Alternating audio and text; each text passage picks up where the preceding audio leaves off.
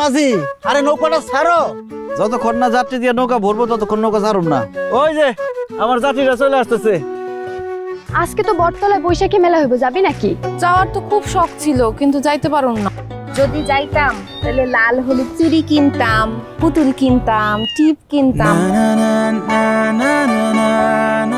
এটা কে রেখে গেছে? আমার মনে হয় কি জিন ভূতে রেখে গেছে।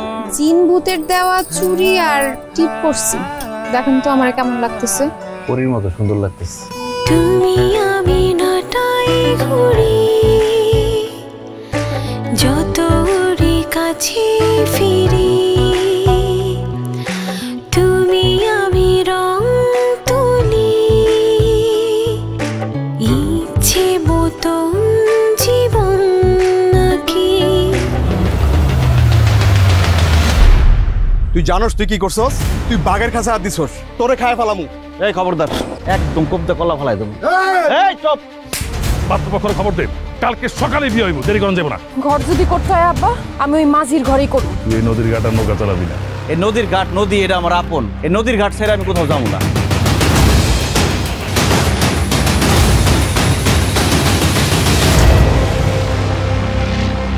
চাচা যার সাথে তোমার বিয়ে ঠিক করছে, তুমি তার এই বিয়ে করে ভালো।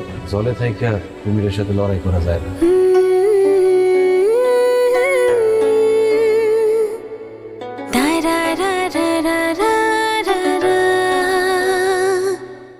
দেশটা আমাদের বুকের ভেতর রাখা আছে। এই স্বপ্নগুলি দেশের সবচেয়ে বড় সম্পদ। আমরা বিশ্বাস করি এই স্বপ্নগুলিতেই তৈরি হবে স্বপ্নের বাংলাদেশ। স্বপ্ন ধরা, ধরনীর বুকে স্বপ্নের ঠিকানা।